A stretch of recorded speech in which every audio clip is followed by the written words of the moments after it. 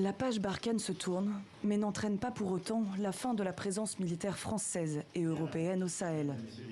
Avec l'accord des autorités nigériennes, des éléments européens seront repositionnés aux côtés des forces armées nigériennes dans la région frontalière du Mali. Un redéploiement d'une partie des soldats français encore au Mali. Aujourd'hui, 4600 d'entre eux sont déployés dans la région.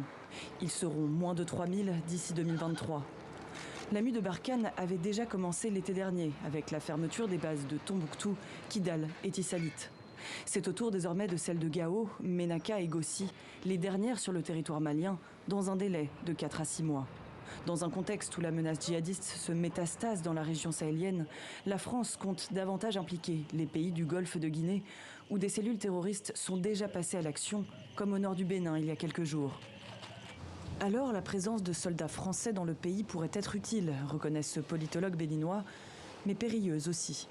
Le terrain de la bataille djihadiste force Barkhane pourrait se déplacer au Bénin, non pas parce que les djihadistes en voudraient aux Béninois, mais parce qu'ils penseraient qu'il y a une nouvelle présence française au Bénin, représentant de l'Occident qu'il faudrait attaquer.